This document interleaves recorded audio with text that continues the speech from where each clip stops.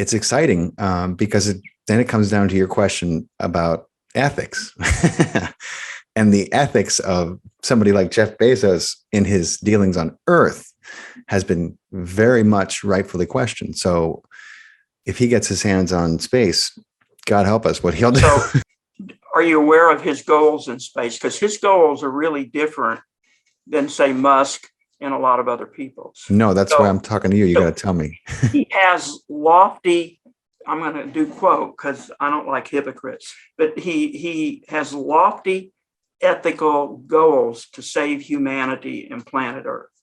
And he is going to do this by moving off into free space. So he's not interested in the moon per se. He's not interested in going to Mars. He wants to do an O'Neill type of rotating body in orbit around the Earth. And he wants to move all Earth dirty and foul manufacturing from the planet Earth to space to protect and save the environment of Earth.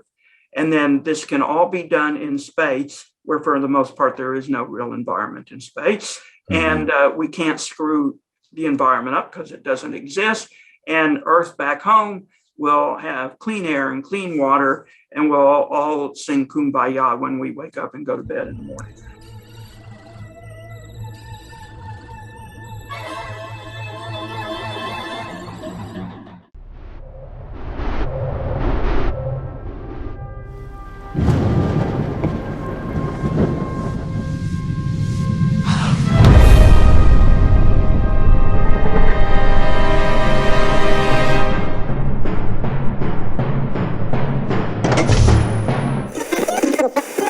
Welcome to Far Out with Faust. I'm Faust Chicho, and today I'm sitting here with Dr. David Livingston, also known as Dr. Space. A little bit about David. He is the founder and host of the long-running program, The Space Show, which is broadcast multiple times per week via the radio and the internet.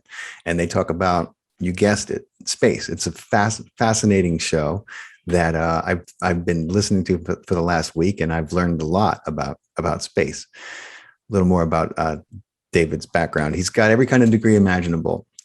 He's spoken and had his papers presented at more than a dozen national and international space conferences. And his lecture topics include venture capital for space investments, space tourism, assumption planning, developing solutions to the barriers to space enterprise, ethics and corporate responsibility for off-Earth business ventures and new space industries.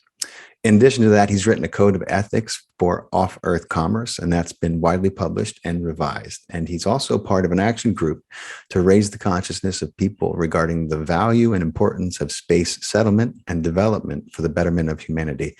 Dr. Space, thanks for beaming in, man. Welcome to the show. Thank you, Faust, and it's nice to be here. I appreciate the opportunity.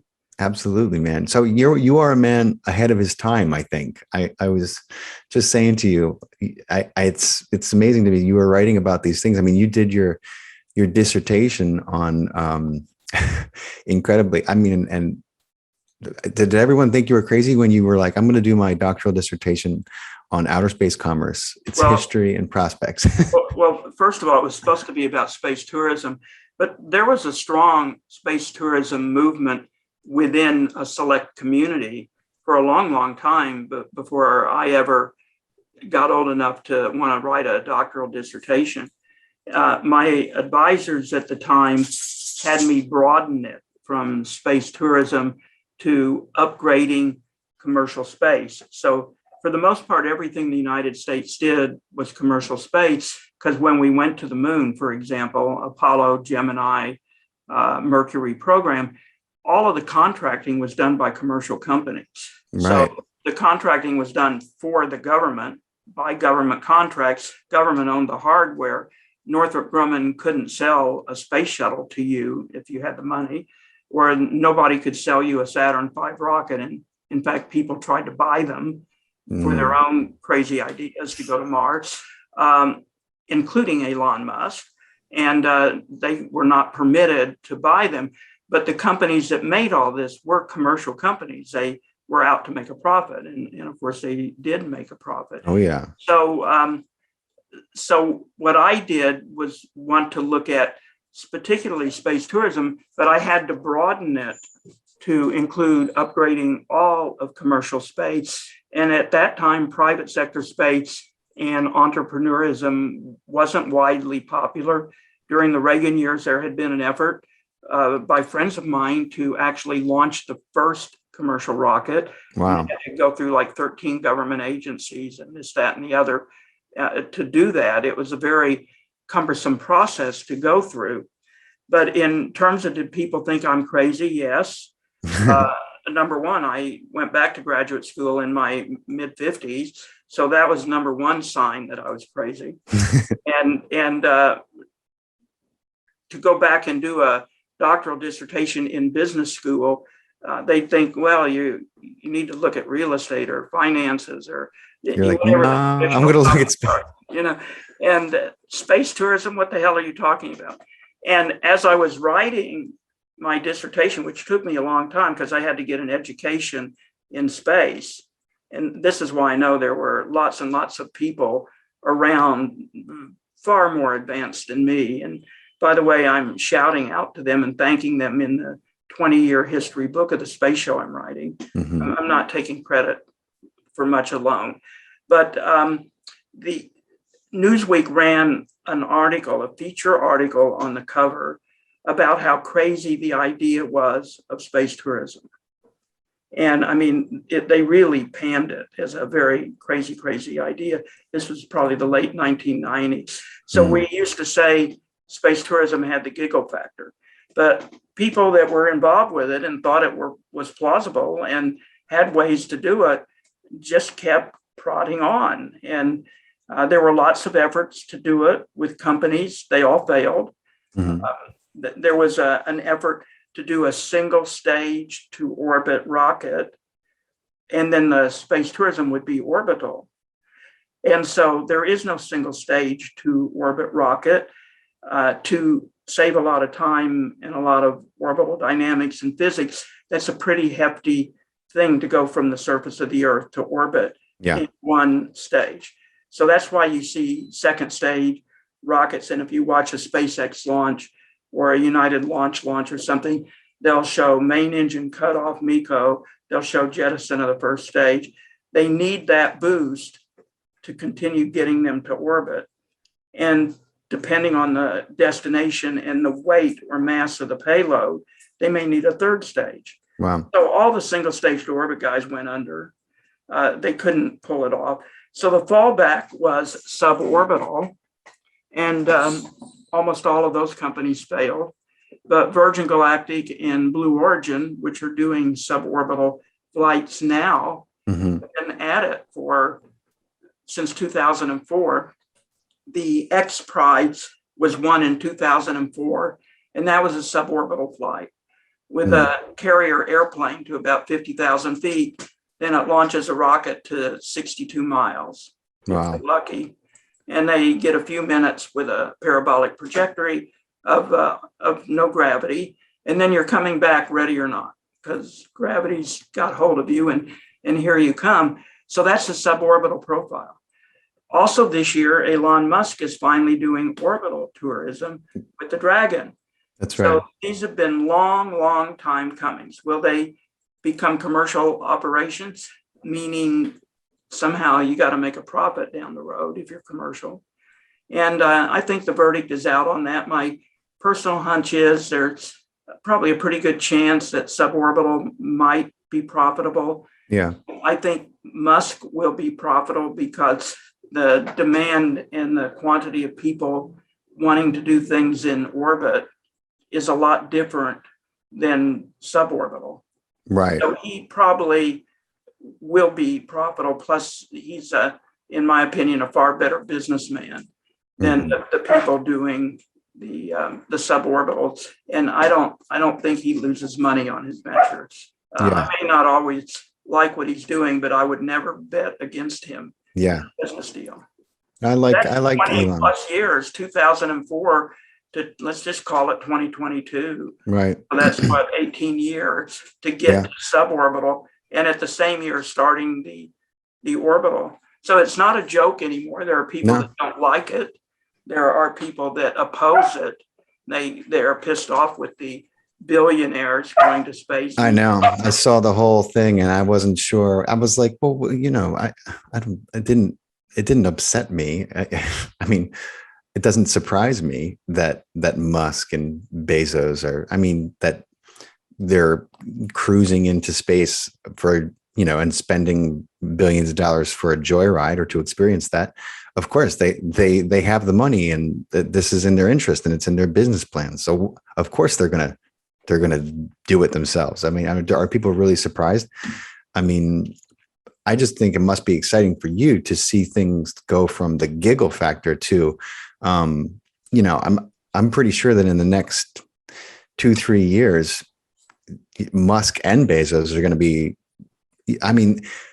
how they turn a profit will be the question, but I'm sure that they are both very good and efficient at turning profits. So especially Bezos, and Musk, but this is Musk's field. So I think that you'll see a lot more press and people talking about commercial space flight in the next 2 years. So it's exciting because then it comes down to your question about ethics and the ethics of somebody like Jeff Bezos in his dealings on Earth has been very much rightfully questioned. So if he gets his hands on space, God help us, what he'll do. What he gets is, first of all, let's talk about this. How does he get his hands on space? What does anybody mean? Oh my God, if Bezos gets his hands on space, how do you get your hands on space? Well, I guess it's it's not the best metaphor to use, but what I'm saying is he's abused his power on Earth by keeping his employees in a very, very, poor relationship, working them to the bone for little to no money. He's cut corners on having to pay taxes, which is something that he has enough money to do from now into infinity. He's not the most ethical man in general. So if he goes into space with and starts to, if he starts to mine in some way, or if he starts to try to colonize, there's not going to be anybody looking out for the ethics of what he's doing and who he's doing it with and how they're doing it. So are you aware of his goals in space? Because his goals are really different than, say, Musk and a lot of other people's. No, that's why I'm talking to you. You got to tell me. He has lofty, I'm going to do quote because I don't like hypocrites, but he has lofty ethical goals to save humanity and planet Earth. And he is going to do this by moving off into free space. So he's not interested in the moon per se. He's not interested in going to Mars. He wants to do an O'Neill type of rotating body in orbit around the Earth. And he wants to move all Earth dirty and foul manufacturing from the planet Earth to space to protect and save the environment of Earth. And then this can all be done in space, where for the most part, there is no real environment in space. And we can't screw the environment up because it doesn't exist. And Earth back home will have clean air and clean water, and we'll all sing Kumbaya when we wake up and go to bed in the morning. Okay. Wow. So I did not know that. I did. Whereas Musk wants to move people and live on Mars. Right. And Branson just wants to take people for a joyride. Right. And do scientific experiments on his rocket other than a sounding rocket. There are a lot of scientific experiments that they do. Others want to settle and go to the moon for different reasons. Bezos wants to get all of the dirty everything. You know, that guy who does dirty jobs. What's his name? Mike Rowe. Mike Rowe. So he wants all of Mike Rowe's dirty jobs to be put onto an O'Neillian orbiting space vehicle that is, huge. We're talking many kilometers long. We're not talking several football fields. It would have to be huge. And therefore we're going to save the Earth, and we're going to have parks, and we're going to have this and this and that. So those are his plants. Wow. So some people might think that's pretty ethical because they think everything we do on Earth is screwing up and fouling up Earth. We're polluting the atmosphere. We're dirtying the water. We humans, in fact, should just give it up and let the planet go back to pristine nature and wildlife. You know, the mountain lions around me, they should have all our homes because we just ruined it for mountain lions. Okay, so now let's talk about his ethics. Right now, there is no real business in space. The commercial space business takes place on Earth, is financed on Earth, is R&D'd on Earth, is launched from Earth, be it a satellite or people or a robot. There is no anything in space yet, but there are a lot of people working with AI and robots to do manufacturing in space. And there are prototypes of some kinds of manufacturing in space on the International Space Station, which is the only body in space that can do anything right now. Right. A satellite can't really do much except transmit back to Earth what its purpose is. Right. So what can Bezos do? So he's got a crappy employment situation at Amazon. Yeah, he's got whether you're a Bezos lover or you don't like the guy, you don't like the fact he owns WAPO, he's a lefty, whatever, doesn't matter. This is his track record with Amazon. And, you know, I live in Petaluma, California, which is southern part of Sonoma County. I'm about straight line, maybe 25 miles to San Francisco. Traffic wise, I can be 2 hours to San Francisco. Right. But I see Amazon trucks delivering on weekends and in the evening when I'm walking my dog at 7 and 8 p.m. at night. Yeah. I mean, they're still out delivering. And I'm a Prime member, so I pay, $120 a year. Yeah, most of everything I get is free. Right. But it's not free. Somebody is paying the cost of delivering that product. Right. And the product is cheap and the delivery is free.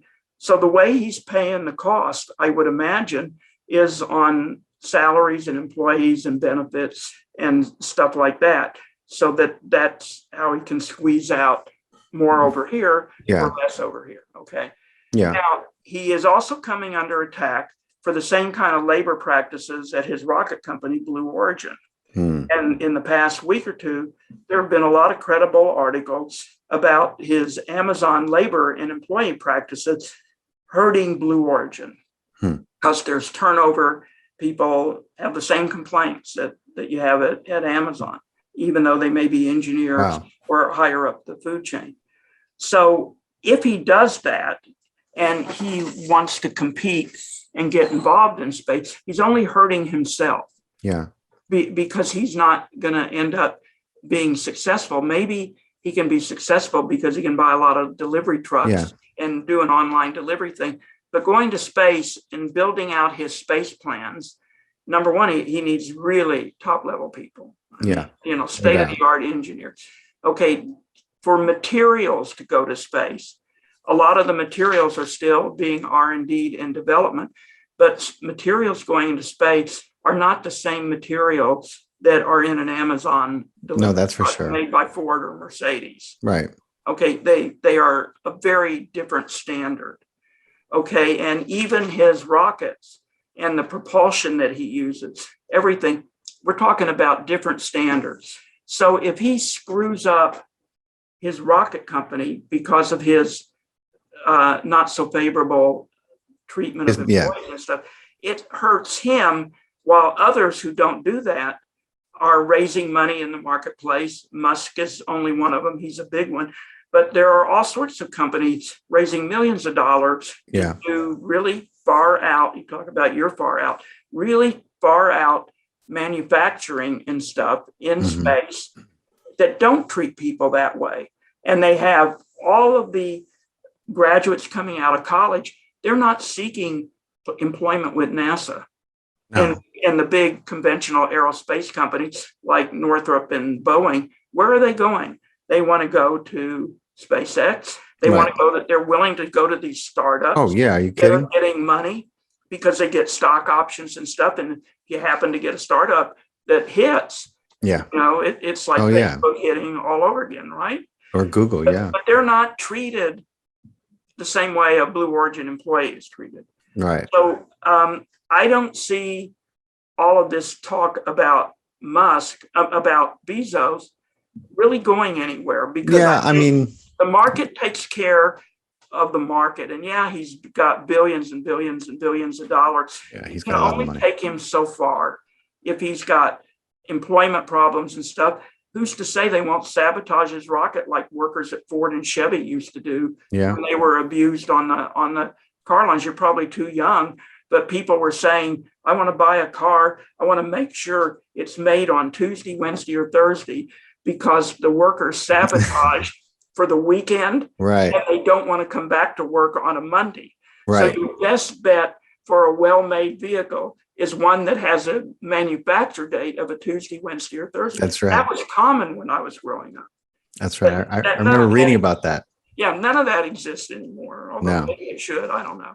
Yeah, But- maybe it's So I think that most of the attacks are just people that are either envious, jealous, don't like him, and don't really understand anything about the physics and the engineering and the manufacturing for space, or even know what Bezos' goals are in space. well, you're right. I think there is a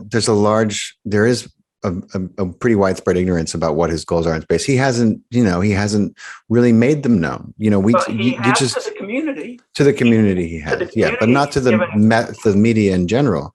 Probably not, but it would do wonders for his. I mean, he should make them known. I mean, Bezos is kind of he's got a bit of a shady character to him. I mean, he just has that kind of. In a minute, yeah, he's not a face guy. No, out there like Musk is. No, he's not sitting down and. Every day Musk is on Reddit or this or that or something. I know. Bezos is a different character. Totally different character. Yeah. But, I think if most of these naysayers really understood Bezos' goals for space and the physics and engineering, and this is really important, the plausibility of it, and the fact that he can fund it himself, they probably really like what he's doing, and they would probably hate Musk's idea of filthy, dirty humans who have screwed up Earth to do the same thing to Mars. So it's true, but he doesn't have that kind of PR. No, he doesn't, and I don't know if he's even concerned so much about it. But I don't think I tell you what, I'm gonna be totally honest. I didn't know that was his stated plans, and that as far as how plausible it is, I don't I think it's plausible to a degree, but the level of industry that it takes, I mean, that is a huge endeavor to try to build. Yeah, it is, but it's a 50-year, 100-year process. See, the thing about Bezos is he also has more of an Asian mentality. Yeah, it doesn't have to happen on a 3-year or a 5-year return on investment plan. Musk raises money for SpaceX. They say, "What's our exit strategy?" Right. Bezos funds this stuff because he believes in it and loves it. And he doesn't say to himself, I got to have an exit strategy. If it takes 100 years, but he has sown the seeds so that it perpetuates, he'll leave this earth with a smile on his face. Yeah.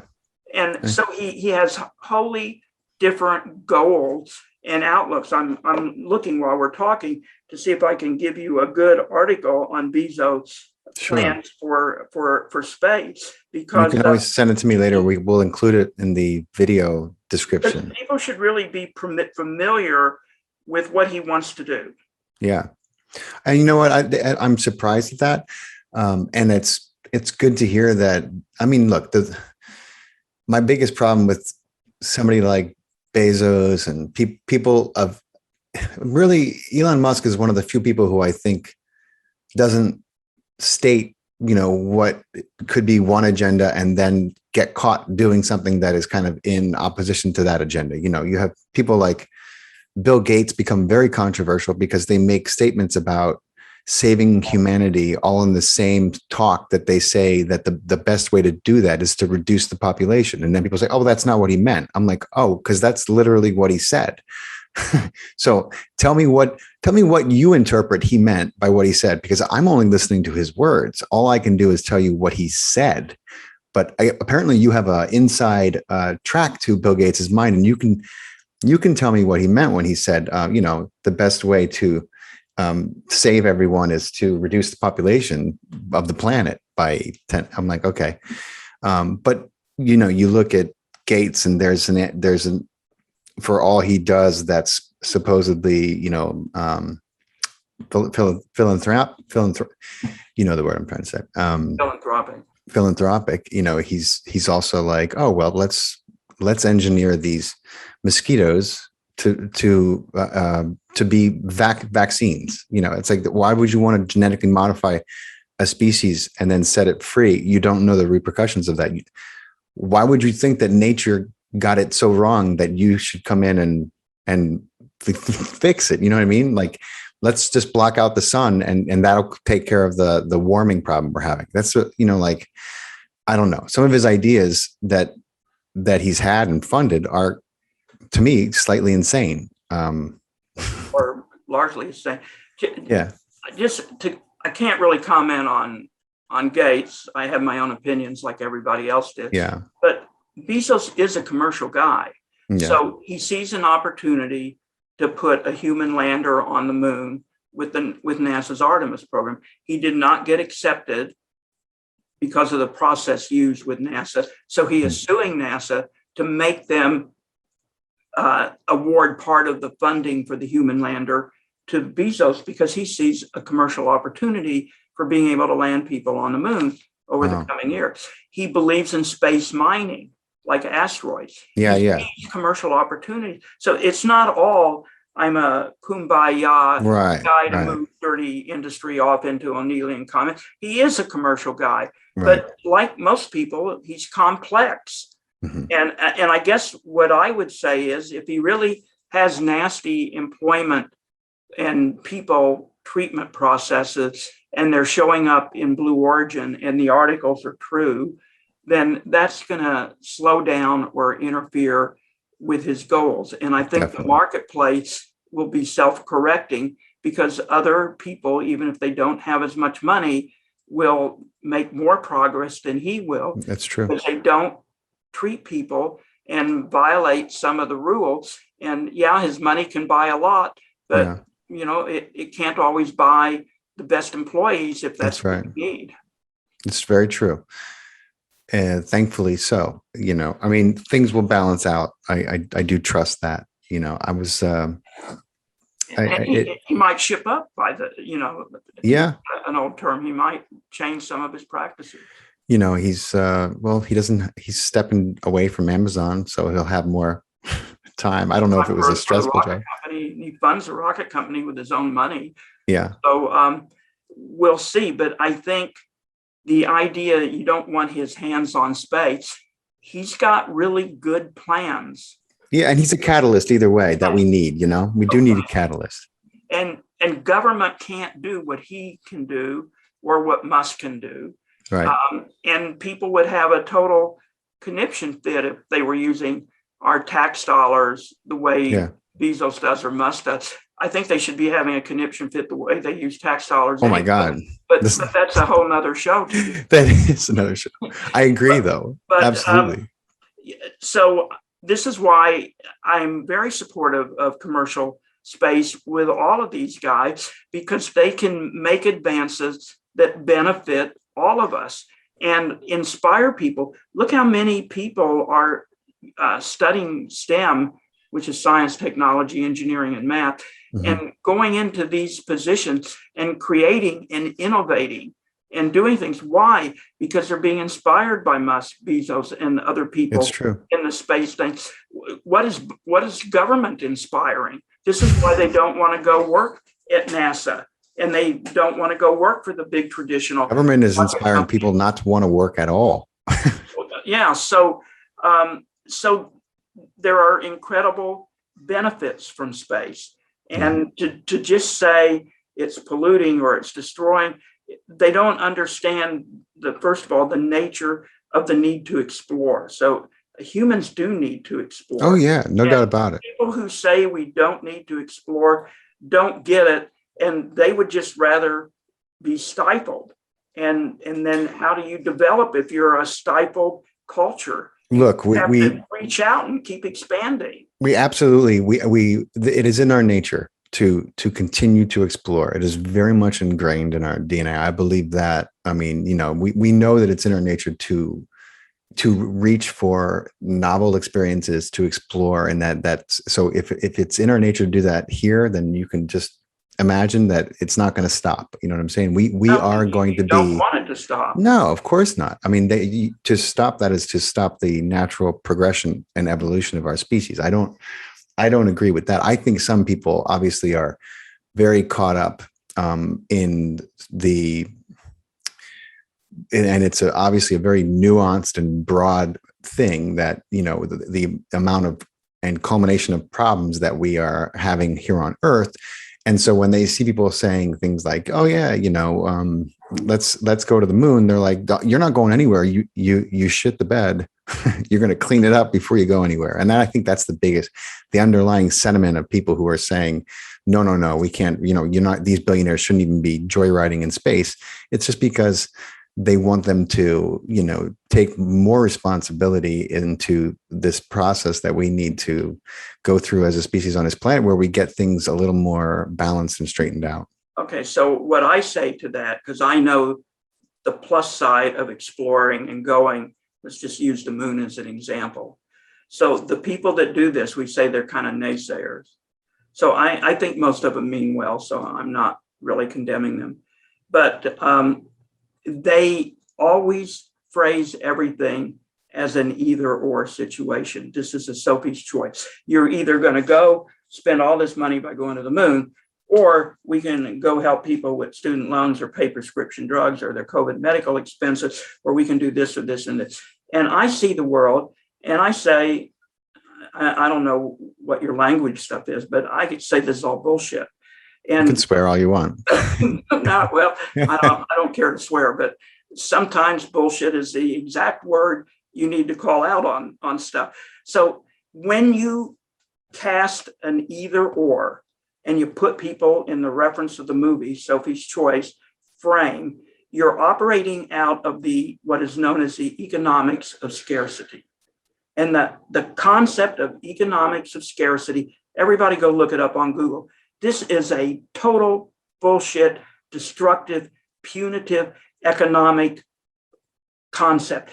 It is only scarcity in your mind that can't grasp a future of doing more than one thing at one time. And if you think you need Musk money or Bezos money to save the earth, why don't you get the damn government to be efficient in how they tax people and distribute money to help people? Yeah. And instead of making people parasites and dependents on handouts in perpetuity, teach them how to go fishing so they can catch their fish, according to the old adage. But economics of scarcity doesn't allow for that kind of thinking. No, it doesn't. And that's the only economics. I don't have that kind of thinking, but I know what those people are doing. Right. And unfortunately, trying to reach them is really, really hard because they don't get away from that in school.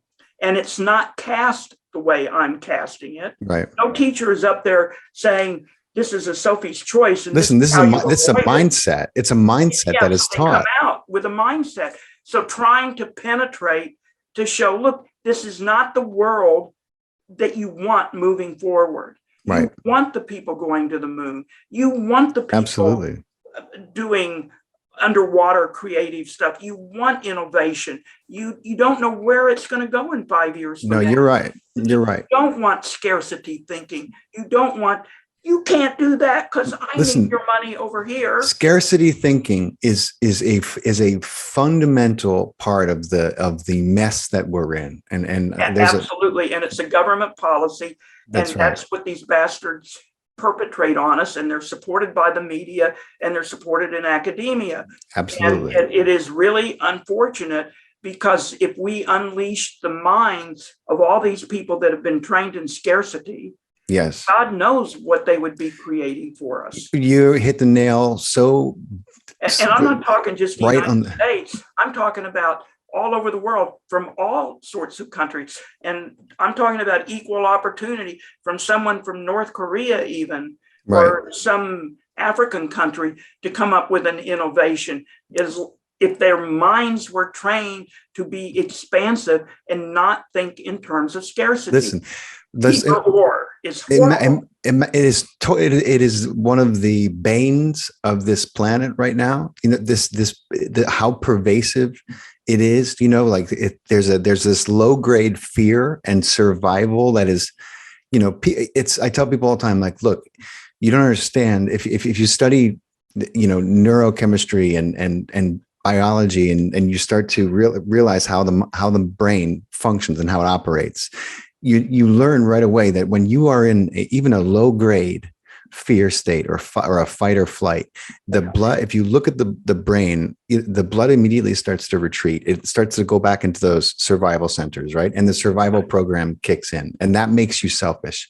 It makes you a dick. It makes you a prick, because when you're stressed out, I mean, imagine how many times in your life, and this happened, I think that it happens to, there's nobody who it hasn't happened to. I think even Jesus would tell you that, yeah, when he got pissed off at the marketplace, he wasn't thinking so straight when he started tipping tables and, you know, throwing people around, whatever happened. But it went ballistic, didn't it? Yeah. I mean, and that's because we stop thinking, and, you know, but we come about very tunnel vision, right? And it's like, I got to look out for me and mine, and I don't have time for this. And, you know, there's no creative thought that can happen, because all the blood in the frontal lobe, where creativity and compassion is in the back, where you know, the reptile brain lives, and it's about survival, and it's about, you know, it's a very, very low vibrating center focused. It's for shit, and it's the reason why you can get people in the state that they're in right now is because you have people convinced that death is knocking on the door, right? And I'm not saying that for some people it obviously is, but that's part of life.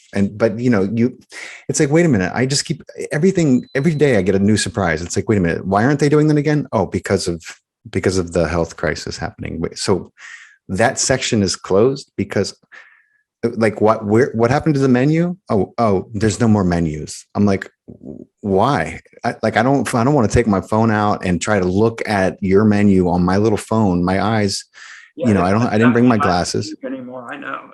It's like, do people think that somehow COVID spreads through a menu? Like, what is the thinking behind this? Why so many shortcuts?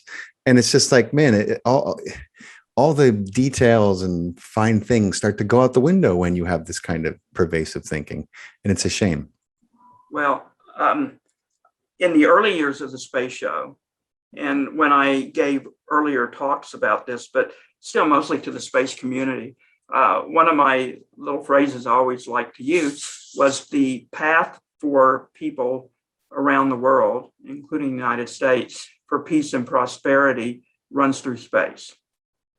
And I still believe that today, although I haven't relied on that phrase for a while. But I believe it more than ever, because the innovation, the creativity, what's happening as they learn how to do things in space. And look, fusion energy. I don't know if you're following. I mean, I learned a little bit listening to your show. So I'm talking about the small fusion companies, not the big tokamaks that are getting billions and billions of taxpayers' dollars and for most part going nowhere, but the advances that have been made in super cold magnets and in other things that can be used for containment. This is unbelievable technology that is pushing for fusion. In 5 years, we're not going to recognize the energy situation in the United States, let alone the world. So all of this stuff about getting rid of fossil fuels and doing this for climate change, this is not going to even be the subject of discussion. Right. We're strangling ourselves with bullshit science again. And it's really, really upsetting, because not only does it stifle our future, but it hurts people. Yeah. Not everybody can pay. I filled up a Camry in California, a 4-cylinder Camry for 14 gallons for $62 yesterday.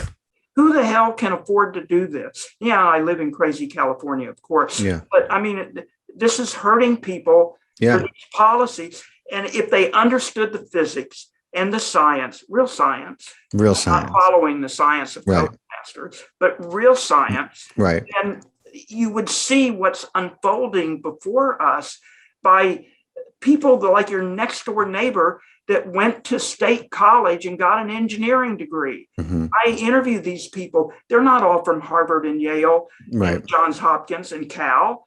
They're from schools that sometimes you've never heard of. Right. So we have an amazing unfolding engineering, technological, science, and potentially unbelievable world in front of us.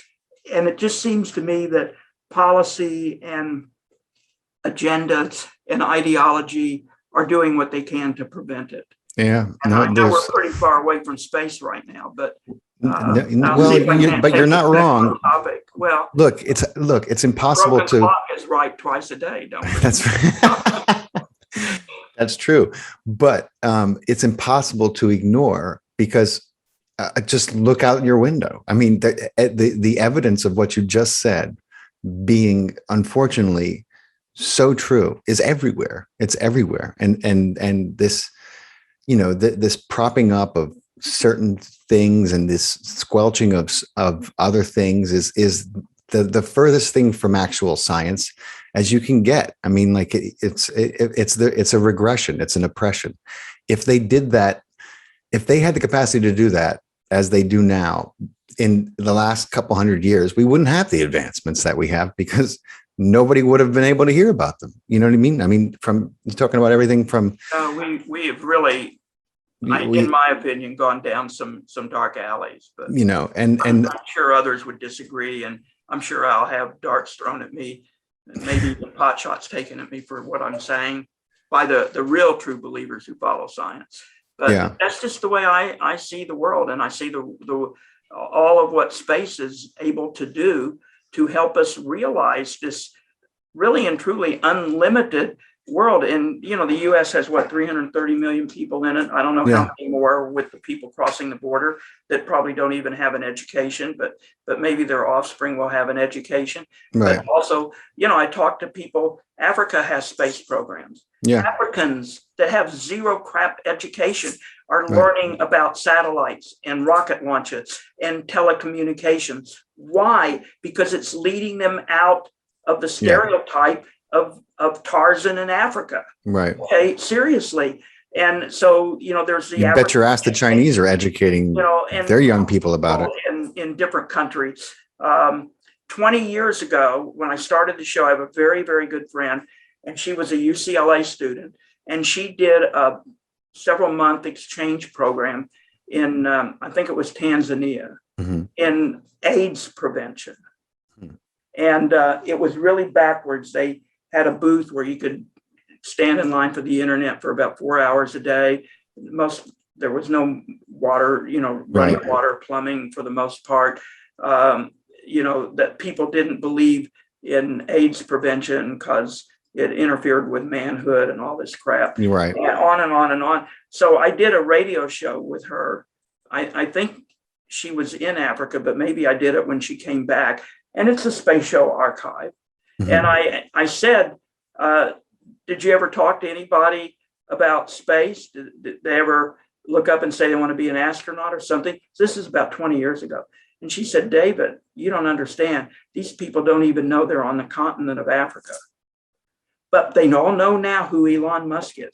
They all know who Richard Branson is. They all know who Jeff Bezos is. They all know about SpaceX. They want to come here and work in rocket companies. They go to school in Africa to learn aerospace engineering and other engineering courses. And they're not bad courses over there. There's some very good programs. Right. And they want to be part of this world that you and I are describing. They don't want to be part of the world that I feel we are trying to be forced to accept. Yeah. And if our people understood this kind of split and why people want to be part of what you and I are talking about, maybe the heavy hand of trying to force destructive policies on a society would lighten up. I don't know, but I think there's probably other factors at work that I don't understand. Well, that's why these conversations are important to have, because I'm a big believer in the fact.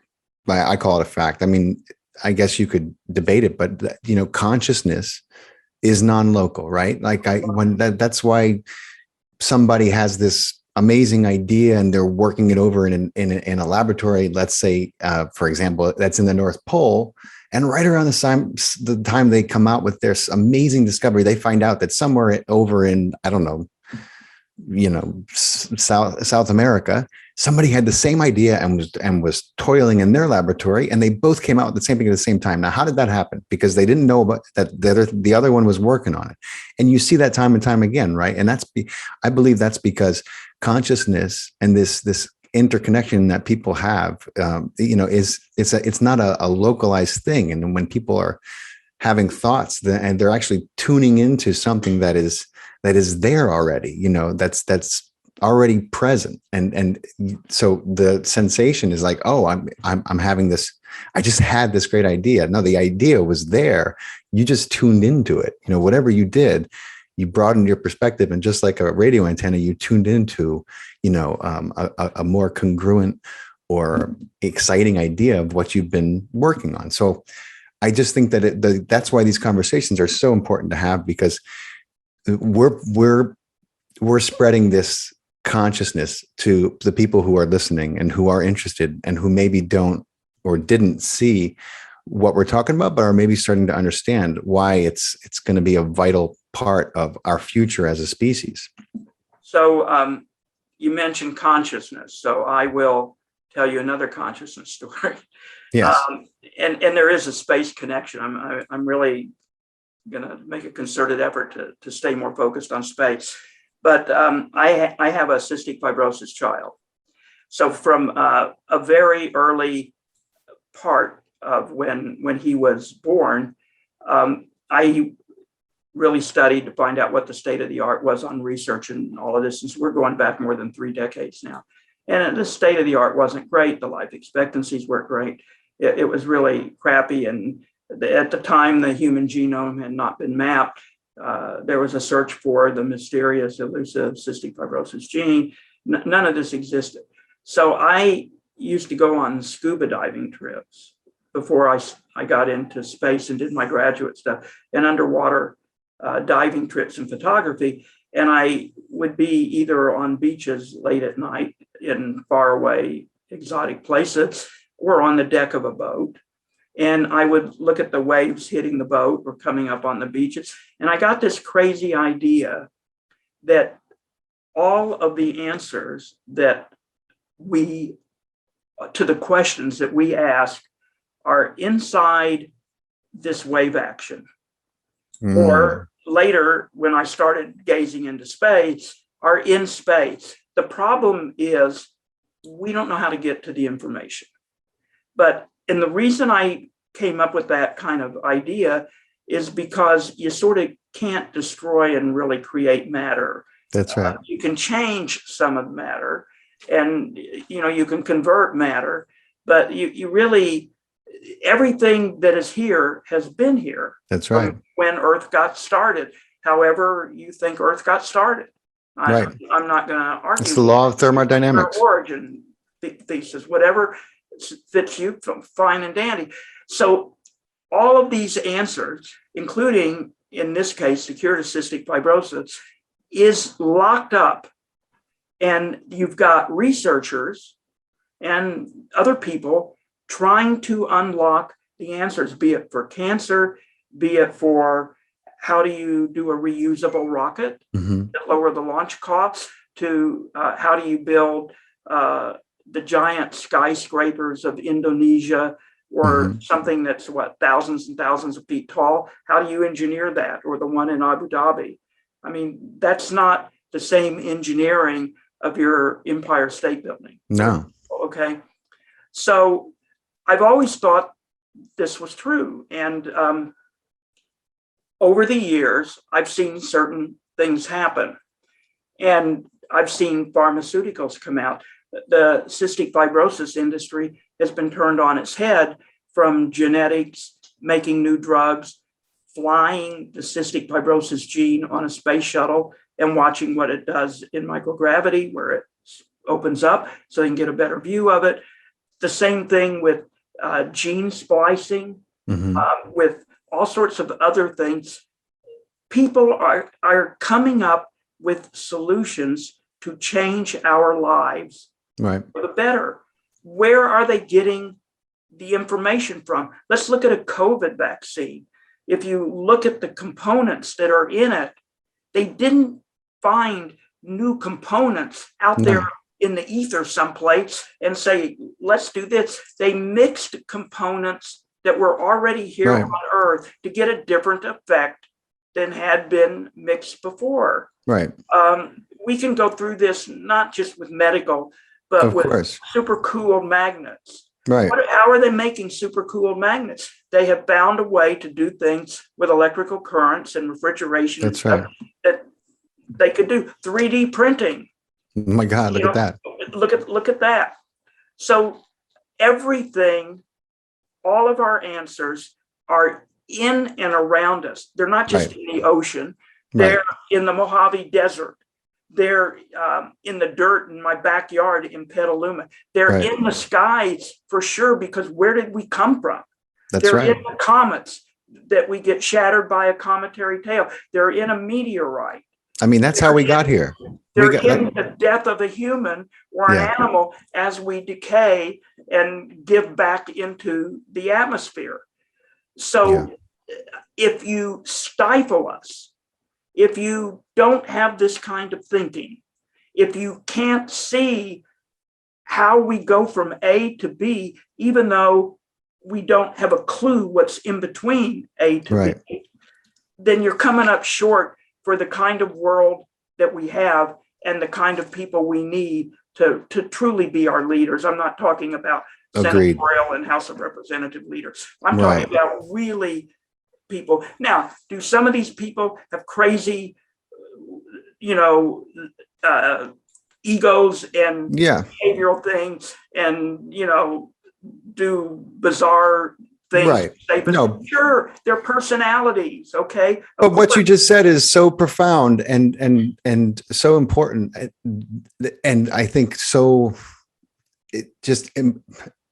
if people could understand that the answers were before us, and that we need not remove ourselves from the nature that created us, and we need not fear that, right? Because we teach so much fear from beginning to end of our lives, and it doesn't need to be such a huge part of our existence. And it's the fear, I think, that keeps us from realizing a lot of our dreams and taking the risk, or to go into the unknown. To go from A to B, you have to be willing to brave the difference between it, and it's the great unknown that keeps people from change. It keeps people from creating something new, including, maybe a new life that they want, because they don't know what's on the other side. They don't know if they quit this job, what's going to happen, right down the line. Right. And you don't know until you try, but it's the fear that keeps us from that creative burst of trying, and human beings have this, we're coming into this pattern, which is unfortunate, where we're just, we're going to wait until we absolutely have no other choice but to try to fix the problem, because it's gotten so bad now that it doesn't, we have no choice about it. But why wait to that point to create? Why not begin to look at these things and let your imagination go and try and solve these problems? That's what I always say. Don't wait for the tragedy to change. Well, 20 or 30 years ago, scientists were able to map the entire human genome. few years after that, another scientist found the cystic fibrosis gene. Another year, couple of years after that, other scientists wrote a proposal and got funded to fly the CF gene in a space shuttle experiment with other different components to see what happens in microgravity and if the components will separate out and you get a better view of how they're structured. Right. So you get a better view of how to interfere. Step by step by step, a company comes along called Vertex. And Vertex has transformed the life, more so, I think, than other pharmaceuticals for CFers. And this new drug that they're on that got fast-tracked by President Trump in the FDA approval has virtually stopped cystic fibrosis and given these people normal lives. Now, Wow. there is a black side. The companies that do this are venture capital companies. They Right. make money. So the drugs sell for hundreds of thousands of dollars. Many of your listeners probably have come up with cancer or dementia drugs and they can't afford them. And you have to find ways to get financial help to get Right. them. And there are, thank God, organizations that help people afford these drugs. Not all national healthcare companies around the world will take these drugs because Right. they will wreck the price of their national healthcare system. Hmm. So people are rationed because of price. So the system isn't perfect. I'm fully aware of that. And this is really bad because we're saying you can't get it because you live in an area where your healthcare service can't afford to pay $300,000 a year for this cancer drug or for this or that. These are really tough decisions, and they require really creative, innovative, policy thinking people to come up with solutions. I'm not smart enough to have solutions. Right. I'm watching Canada now, 2 years after my son has been on this one drug, going province by province, finally approving this one Vertex drug for their handful of CF patients that they have. 2 years. My son's health would have continued to deteriorate if he weren't on this drug for 2 years. So there is a dark side. Right. There are things that we need to do for humanity that we are not doing. Why aren't we doing it? I contend a lot of the reasons why we're not doing it is because governments and policymakers and do-gooders focus on the minutia, and they focus on agendas, and they focus on ideology. That's right. And bullshit, and they don't even pay attention to the big pictures and to free people to do problem solving. Right. It may be a rocket engineer comes up with a way to distribute funding for pharmaceuticals to people who don't have it. It doesn't have to be a social worker. No, it doesn't. And I keep telling people this. I just had a talk with a friend of mine, and he posted a meme that said something like, if you're not a scientist, then you have no business, talking about. And I was like, wait a minute, tell James Cameron that.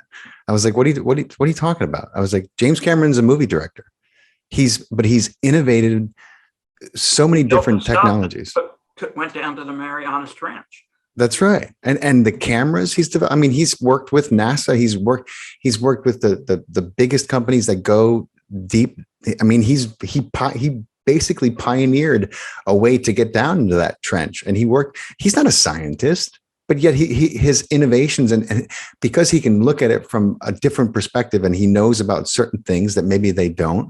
You know what I mean? That's what makes science so incredible, is when you have people looking at things from different angles. That's when they make connections that a lot of people who are just in that compartment will never make. And that's how you have these breakthrough innovations.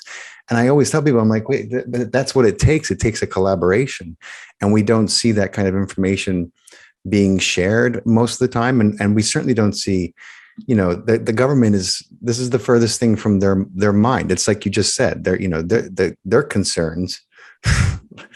I don't know. I can't even imagine what their concerns are, what they do. The fact that they could say, "Oh, we're gonna shut down." Listen. You should never have another day off for as long as you work.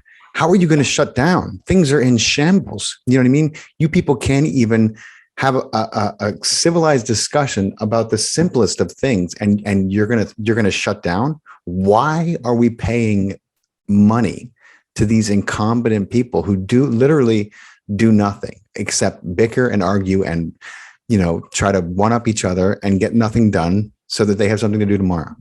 Okay, so let me back us up and put some perspective in. Okay. Everything that we have been talking about, in my opinion, supports the continued development of commercial space, entrepreneurism in space, investment in space, space exploration, space development, all of what we've been talking about. Yeah. We have provided the rationale and the role that space plays in helping to develop the kind of humanity and planet that, at least in our eyes, is the most constructive. However, we live in a world and in a country that has rules and regulations, and I'm not an anarchist, so I am absolutely fine with police and rules and regulations. I'm not fine with excessive, but I understand that could be subjective. But the trick here is a balancing act. You have to have rules and regulations that allow for what we have been talking about.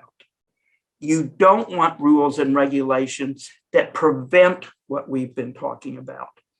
And you need to make rules and regulations that enable, and this even means the cost of carrying out the rules and regulations. Mm-hmm. Because if you put financial impediments on accomplishing what you and I have been talking about, then you limit the chances for those conclusions Right. to be reached. Naturally. And you limit the opportunity for various people to get involved and try their hand at it. Right. So don't anybody say you can't live in a world without rules and regulations. I'm on your side with that. I support rational, enabling rules and regulations to free the human mind and spirit to create, innovate, develop. Space is a big part of that, but there are other things on Earth that are big parts of that too. Mm-hmm. I don't want to see rules and regulations hinder us, tie us down, stop us, prevent us. And above all, I don't want to see rules and regulations try to pick a winner, saying, no, that's not a good deal. You got to put your investments over here to get this benefit on your tax return. And this putting them over here is a dead end bullshit thing, but it pleases a bunch of senators and representatives. That I'm really opposed to. So I'm supportive, and I understand rules and regulations are a balancing act. This is why we need really, really good, open-minded people that understand what we've been talking about for the last hour and 10 minutes. Yeah. And I wish we had them. I don't. Me too. Where do we find them? Maybe they're in space. Well, they don't go into government. How could you? Technology and science and other fields, but you're not seeing them saying, I want to be a senator. People who want power don't typically think the way we do. And the people who want power say, we'll make your environment work for you so you can do all that. Well, not That's true. We have a system that is wired wrong. But I would love to know your opinion. Why haven't we been back to the moon? Well, what do you think, personally? There's a conspiracy side. I know all about that side, of course, but I want to know what you think, because you've really had it has to be a question that you've pondered and considered. So I honestly think it's a lack of will, and I'm not talking about. Well, I guess I am talking about the national will. I don't. Toward the end of the Apollo period, the moon launches and landings were not very popular. The TV ratings had dropped significantly. Right. The Vietnam War had interfered with that. The Great Society was kicking up inflation, and people were, back into being more introspective about their local Right. and terrestrial things. But And I don't think the will was there to take the big risk and the big leaps and to do it, and for what. So we have to understand that we went to the moon not for anything to do with the moon or space, but to win the Cold War with Russia, with the Soviet Union. And right. we did that. And going to the moon showed the world that we had science and technology that was better, and we could do more than a communist system with the Soviet Union. And eventually the Soviet Union fell, and going to the moon was a big part of that. After we went to the moon and accomplished our purpose, which was to beat the Soviets in the Cold War and win the Cold War, because there was no space connection to going to the moon, we're going to go harvest resources on the moon. There's no incentive, you're saying. There was no incentive left to go to the moon. However, the people in the space industry wanted to go to the moon, and we saw Werner von Braun goals of going to Mars and right. all sorts of things. And yet it never picked up energy and never went anywhere. And then there were a couple of government programs that were announced by both President Bushes and by others, and they got killed, and to go to the moon, to go to Mars, to go back. I think so you think it was mostly about lack of will and lack of incentive was enough to really and a lack of understanding about why we should go back to the moon, because the reasons we went to the moon were about winning the Cold War, and we weren't in a Cold War anymore. Right. So we thought. So here comes China. So a lot of robotic missions and satellite missions went to the moon. Right. And so we now know there's water on the moon. There's resources. There's others. We can put maybe space solar power cells on the far side of the moon. We could maybe put radio antennas and have crystal clear, pure transmissions into outer space on the far side of the moon. All of a sudden, we have different things we can do on the moon. And now we've got some commercial interest about going to the moon, some space tourism interest still about going to the moon. But China wants to go to the moon. Yeah. So China has been doing lunar missions. I know. And successful. And they launch on schedule. Yeah. And China. They usually, and sometimes it only takes them one time. And China wants to develop resources for the moon. See, they're a little different than the US. We say we're going to the moon for science and the big noble humanitarian prize. China says, we're going to the moon because we want to use the resources to develop the Chinese economy and to become the number one global economy in the world. That's right. Kind of like the old Khrushchev thing where he took his shoe off, at the UN. There, you bastards! Remember, that's before your time. But I read about it though. Yeah, you can see the video of it on YouTube. So China has sparked an interest and has sparked competition, and there is interest in going to the moon for resources, not just for science, but for commercial resources, for tourism, for habitat. We've learned that we can make rocket fuel from water that's on the moon and Mars. We know that we can launch from the lunar gravity to Mars a fraction of the cost and more mass, because the moon's only 1/6 gravity. Right. We've learned a whole lot. Now there are reasons to commercially interest us.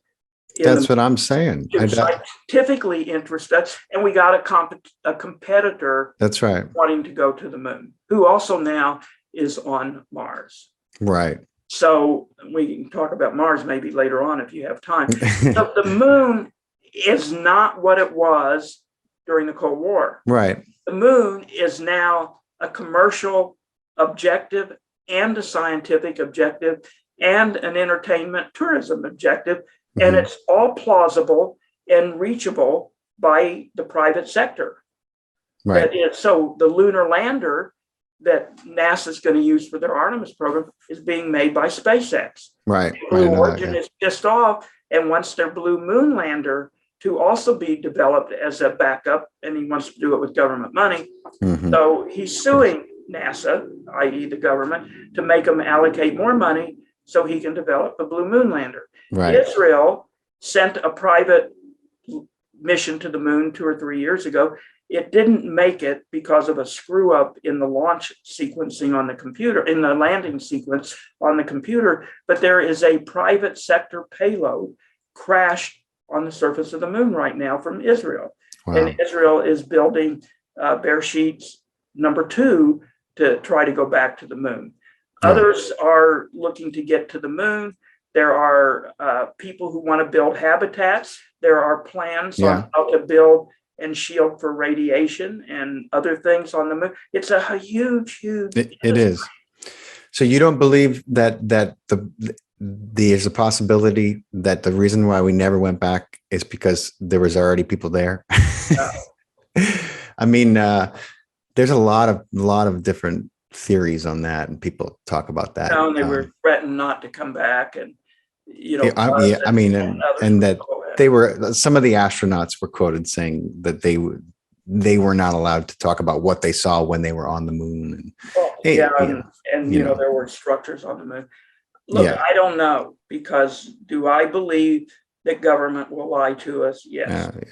I believe that it is more likely that government will lie to us than tell us the truth. Absolutely. And in fact, I am so frustrated with that because I don't anymore know when. Yeah, I got a sense of that frustration. Okay. Yeah. So, and this goes to the heart of why people don't want to get a COVID injection. They don't believe a damn word. That's right. The government is telling them. And how can you blame them? The Bears report. They look at some of this other information and they say, "What the hell?" And then you hear from all these government spokesmen, but people probably think the way I do and are no longer trusting of government. And why is that so? Because government made us this way. That's right. We weren't born distrusting the United States government. We evolved to it because of their behavior. Massive betrayal after betrayal, lie after lie. I was Navy during Vietnam. My brother saw combat in Vietnam. My cousin was a dentist doing emergency work in the ER at the Big Da Nang Hospital as the Allied and Marine Corps troops were coming in. I was training command for naval personnel going to Vietnam in San Diego. And then we find out that the whole damn war is a lie, that they fabricated the Turner and the the Turner and the Maddox incidents to get into the war. 50,000 people died. How many of those 50,000 could have saved our world literally with innovation? And look what they did with. They did this. Yeah. So why would I trust them? So over and over and over, they have created incident after incident and put it in our quote, our national interests. I mean, you can talk about Iraq, you can talk about Afghanistan. It's hard to know. So, but about the moon, I think the more plausible explanation is that, and many people, even within the space community, think we went to the moon during the Apollo era for all the wrong reasons. And that's why we're not going back, because we went for the Cold War. We didn't go for resources, for commercial development, for scientific learning, for all of what space is about today.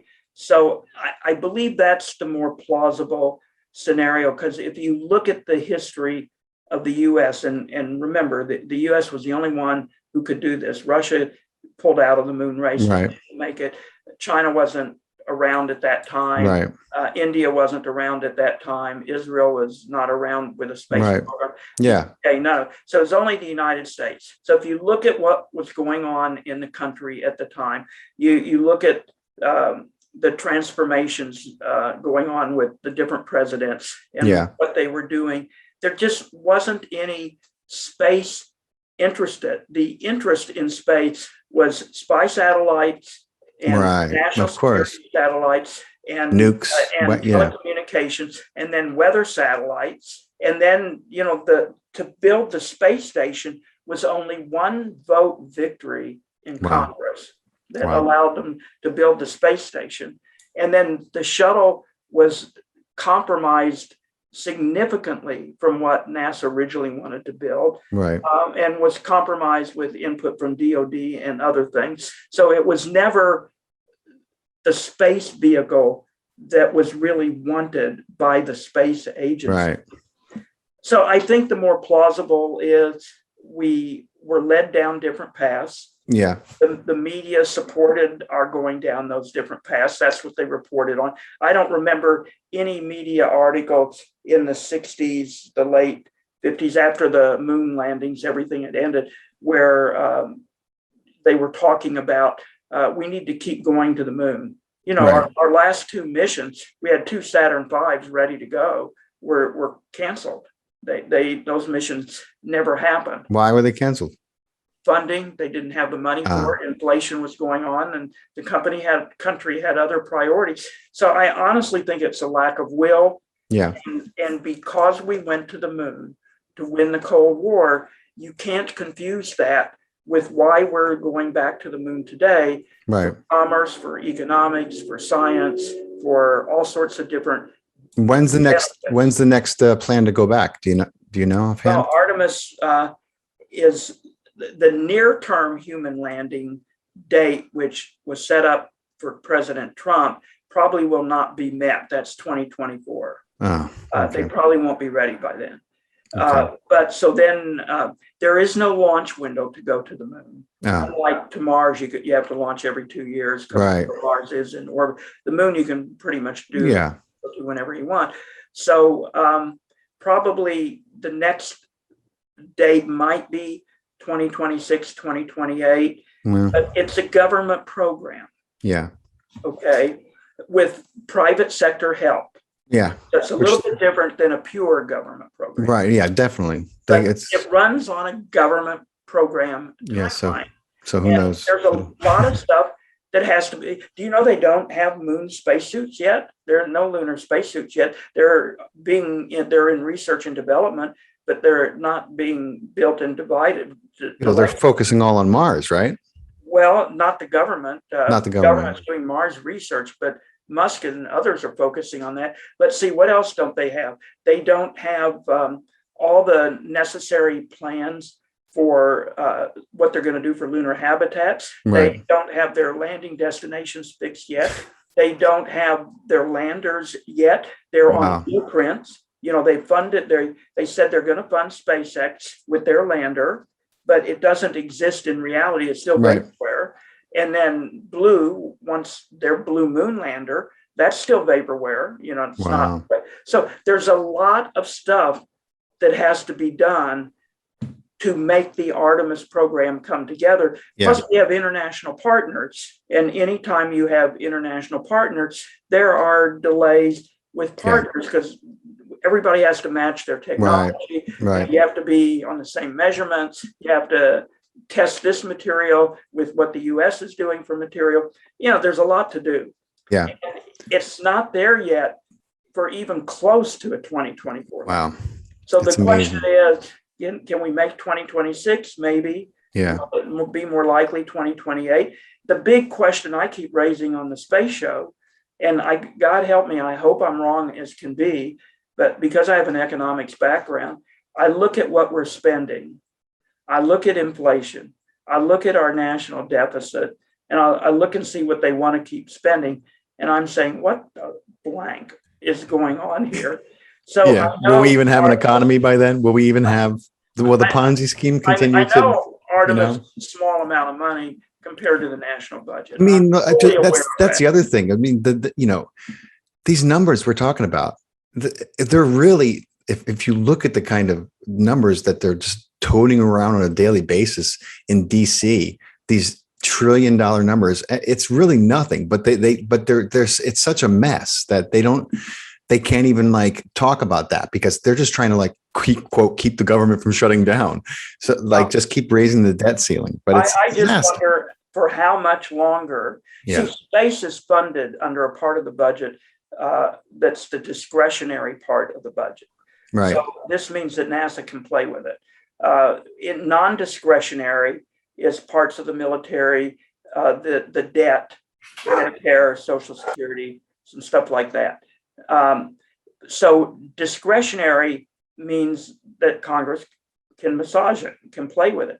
So I'm looking at this and I'm saying, it's a tiny piece of the overall huge American trillion dollar budget. It really is. It's like 5 cents to you with whatever your net worth is. Okay. Are you going to bend over on a rainy day to pick up a nickel you see on the street and it's in a mud puddle? So you're probably not. So that's kind of the relationship. But it's visible. It's PR visible. So my question is, and most of my listeners dismiss me, and I've had economists on who say, well, for now, Artemis is safe, but if things get really bad and shit hits the fan, maybe what you're talking about will come true. It's, will they keep funding the space program the way they're funding it in light of all of the economics? Well, I'll tell you what. Want something visible to say, look, we're making cuts in the budget. Right. We're this is one of the first things I'll point to. But you know what? China will keep them from going too much at it, because China's not going to stop. They have the resources. They don't have the problems that we have. Right. But what they'll do is they'll still keep the space program, but they'll spread it out over a number of years, so they can reduce the number going into the annual budget. Right. But that number will go on for maybe 10 more years. So that's a little budgetary trick you can do. I just hope that they don't penalize the space program and going back to the moon because of the absolutely abominable economic abuse I hope you're going on with our budgets in this country. Right. It's that's what I mean. We'll say that. And, I know many economists disagree with me, and they think that we can keep sustaining this. No, we can't. That's insane. That's insane. There's no sustaining this. I'm old school, and I think they're breaking the bank. Literally, they've broken the bank. The bank is broken. By the way, this is both sides. I'm not pointing. Of course, no. It's my far left. This I'm pointing to my left and my right. Absolutely, no. I agree. This is I'm not. And I want to go to the moon. Right. I hear you. I want to go to the moon. I want to go to Mars. I want to see if we can find life in the universe. I want to keep exploring. I want to keep learning how Venus is made and what caused it to be the worst. So much. There's so much right here. In the solar system. How did that happen? What are lessons learned from Venus? Can there be life in the clouds of Venus? I think that there is. I'm one of the people who thinks that there is. I think that we're crazy to overlook. Our imagination, for as amazing as it is, we tend to fall short on what's right in front of us. I think that if you look at Venus and you look at the depth of those clouds, and I was learning more about this listening to your program. It's just fascinating. It really excited me because I was one of the people who I have this belief that you have life is always going to find a way, right? Jurassic Park got one thing right when they said that on that movie. Whoever wrote that movie, life finds a way, right? We find life in the craziest places here on this planet. And so I don't think there's any reason to imagine that on a planet with that kind of atmosphere, that kind of, thick and vast, and there's got to be a portion of those clouds that you're going to find some kind of, microbacterial life in. It's really hard for me to imagine. You've got 3 great missions going to Venus over the next several years. One is European, 2 are NASA. One of them is going to do some great stuff on the surface. One of them is going to descend through the clouds, taking measurements and photographs and stuff. And they hope that it can survive on the surface for a little while, not very long. And I forget what the European mission is going to do. But if we're around in 5 or 6 years, we should have increased our knowledge on Venus, probably 50-fold. So this is really, really, and really, truly exciting. And very cool. So we need to keep doing this. And this is, in my opinion, money very, very well spent that comes back and rewards humans in all sorts of ways that we can't explain, can't select or identify today. I agree with that.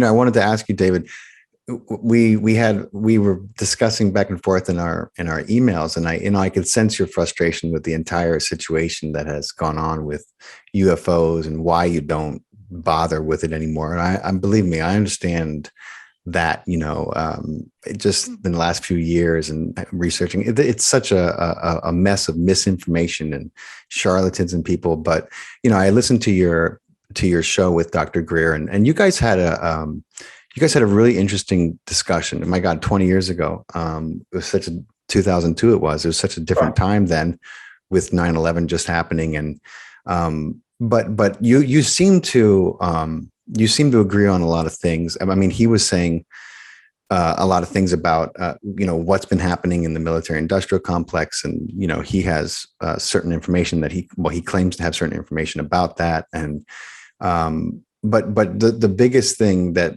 I think that was said was, like, there's technologies that are being withheld that could rectify a lot of the so-called problems that we're having on this planet, as far as energy, fossil fuels, petroleum, oil, everything being bound to these industries that have become colossal titans and that seem to be untouchable in a lot of ways.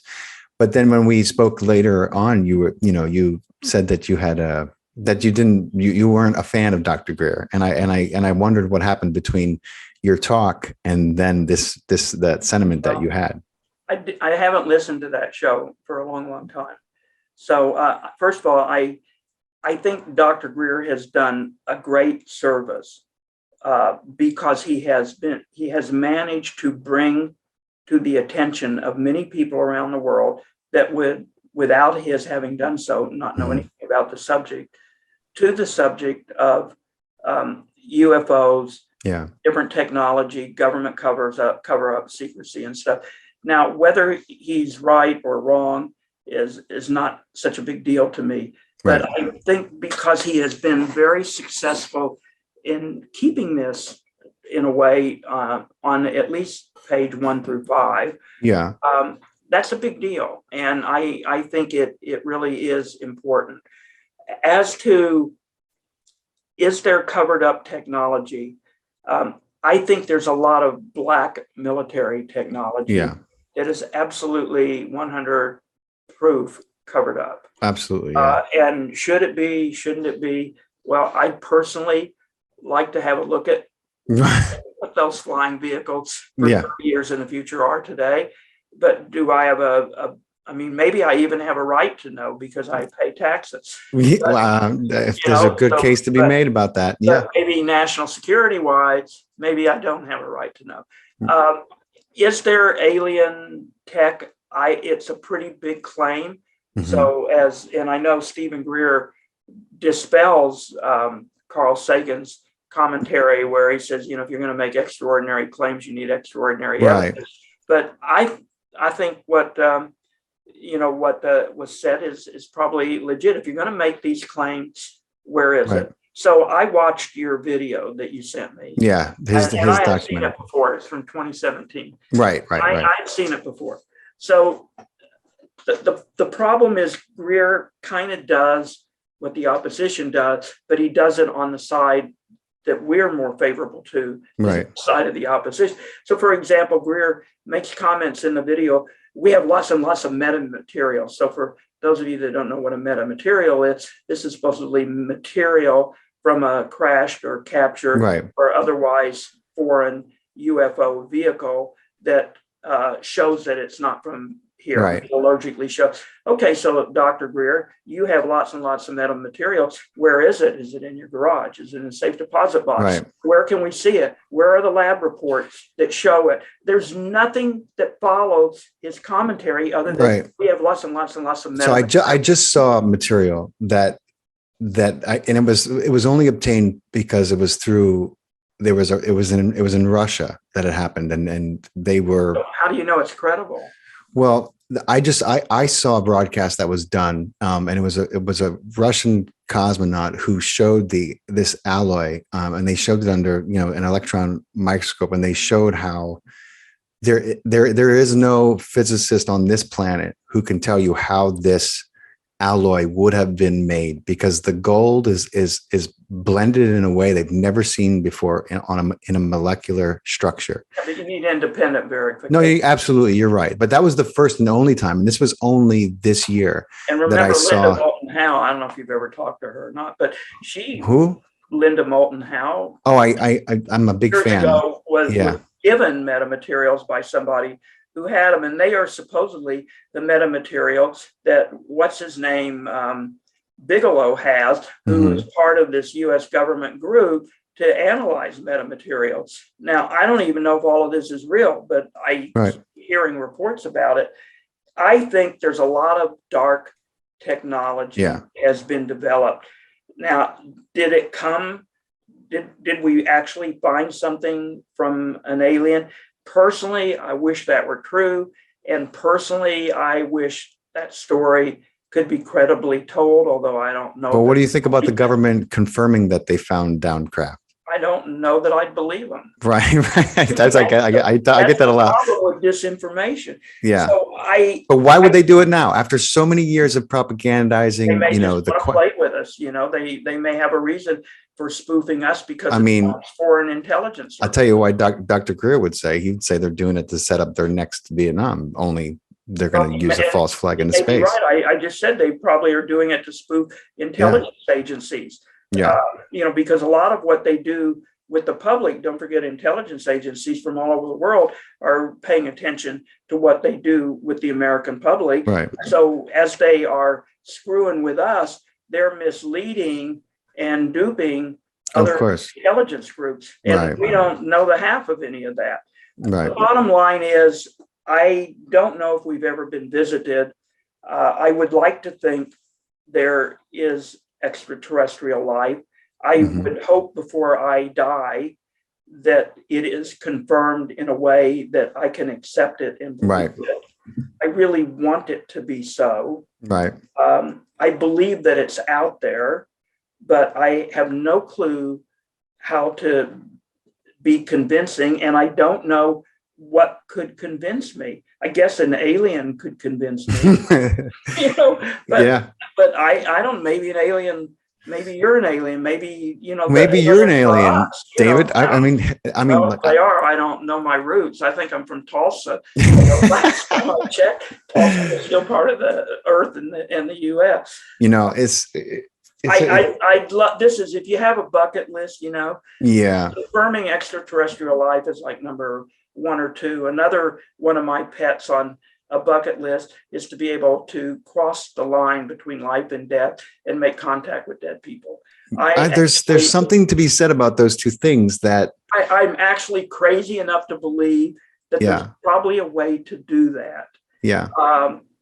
But then, my friend, you should be so loony that.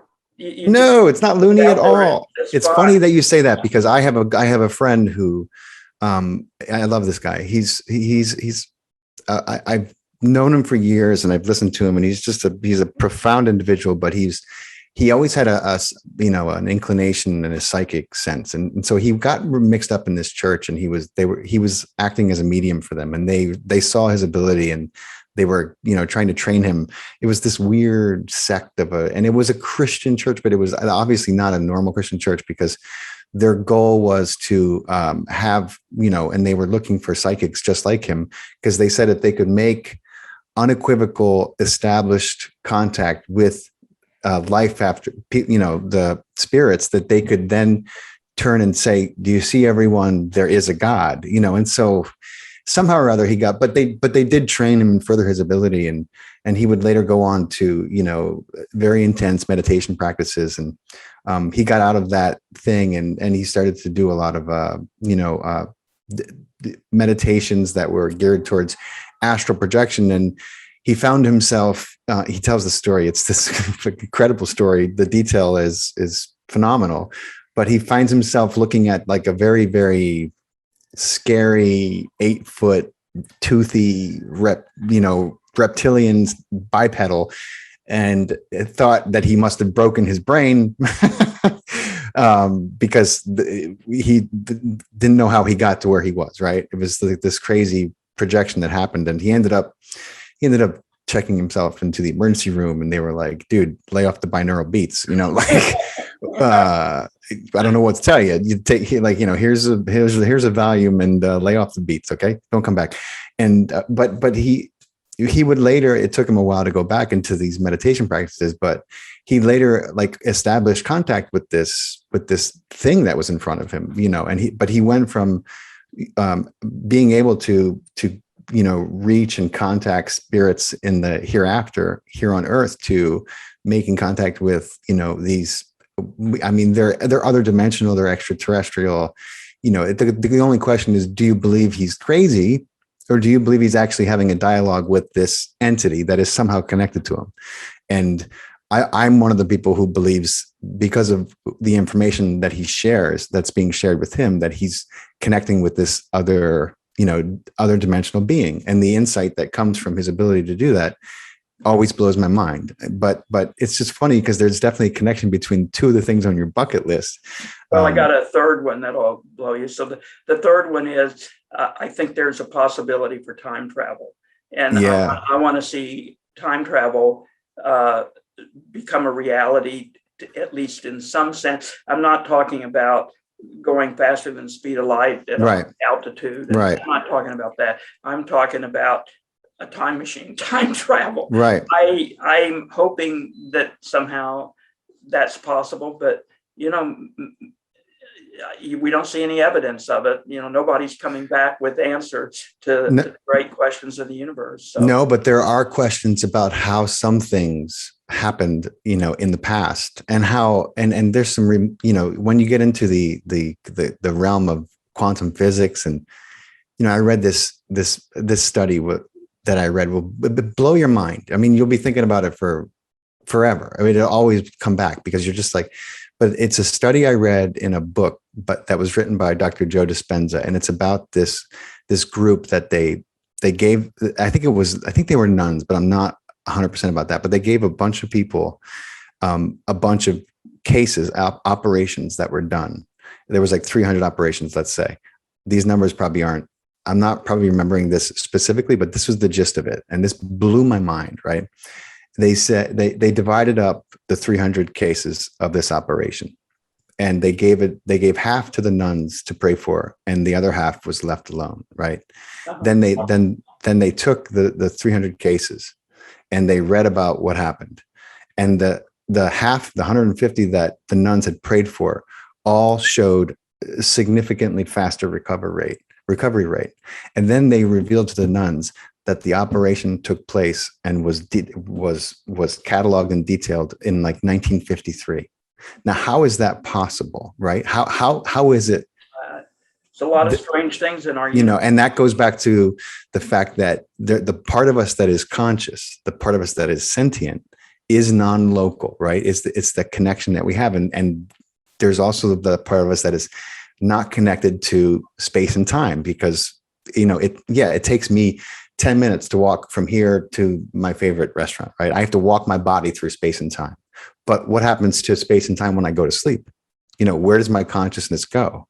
And if consciousness is non-local, what happens to time, right? And we've all had experiences where all of a sudden we got, we have different experiences of time all the time, right? Like sometimes we can slow, like if you want to look at your seconds, I tell my kids this all the time. I'm like, if you sit here and count the seconds, you are going to excruciate yourself. You're going to make it last so much longer than if you just do something, and the time will pass quickly, right? Because it's experiential. So I just think that the sooner we realize that time is this thing that we're experiencing and not this code to crack, we will get a lot farther with the time travel.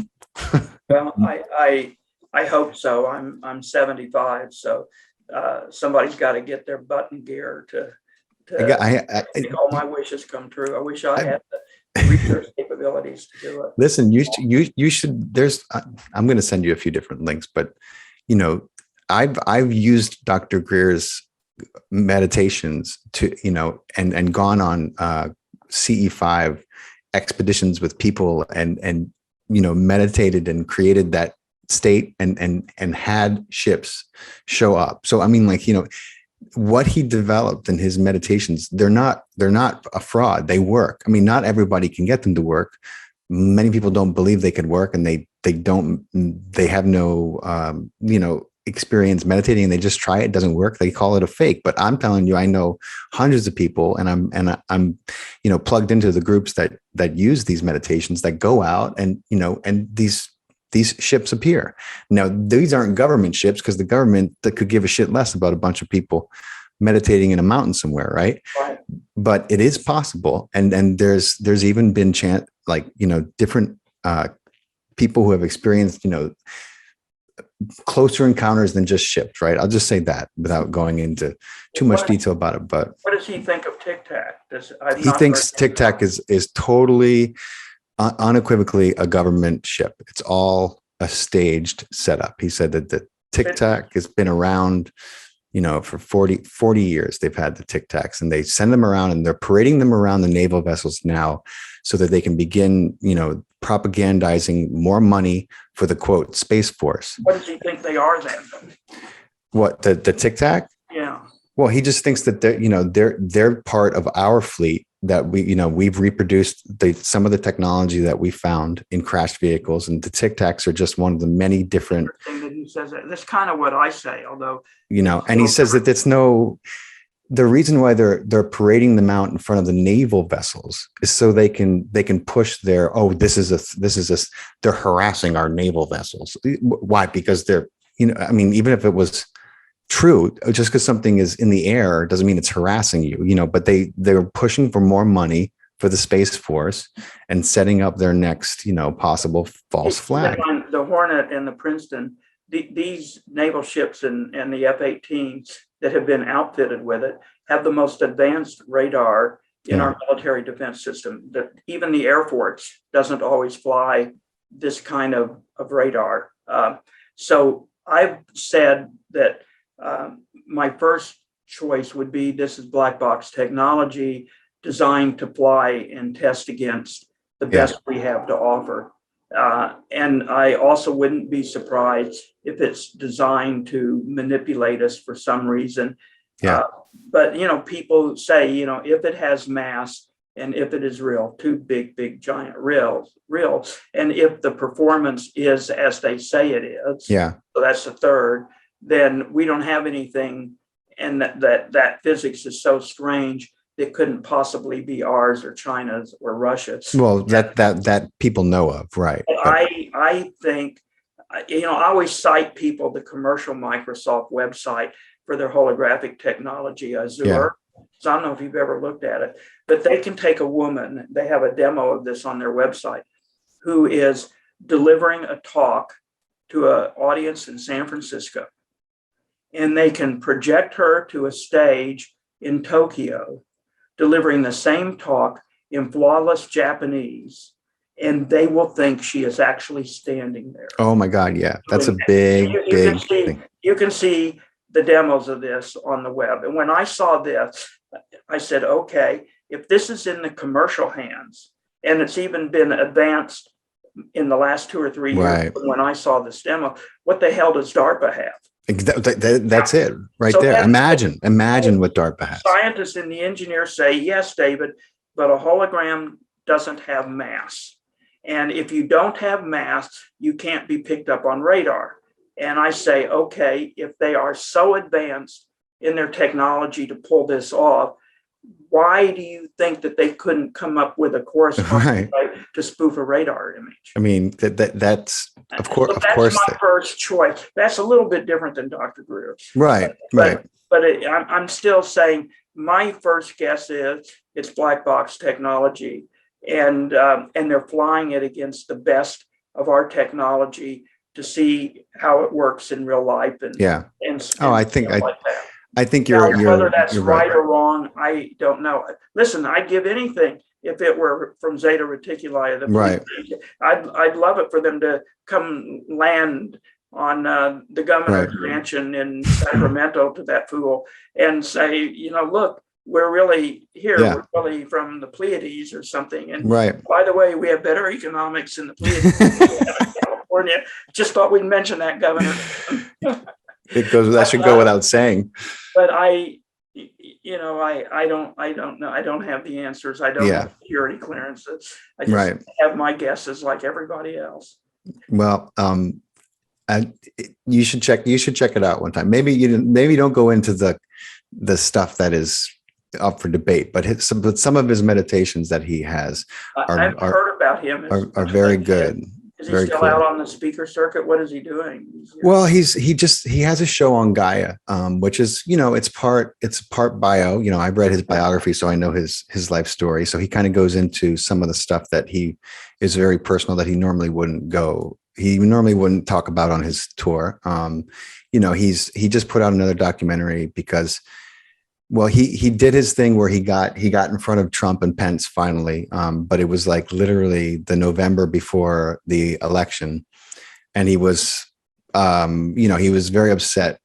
I guess he had a friend who was friends with Pence's family, and that's how he finally got in the same room as them. They were so third dimensional that they couldn't receive anything that Stephen Greer had to say. Well, apparently, he does manage to get his brief in front of the president, but it took him a long time to get in front of Trump and Pence. But when he finally sat down with them, he was he speaks about this afterwards. He was like, I was aghast. He said they were so convinced that there was an alien threat. I mean, that Trump moved, all these things to get the Space Force in place because they had convinced him that there was an alien threat. And he said, and I had just started to unravel that disaster when the election happened, and I had no capacity to. Just telling them there's an alien threat. Is that coming from our deep state?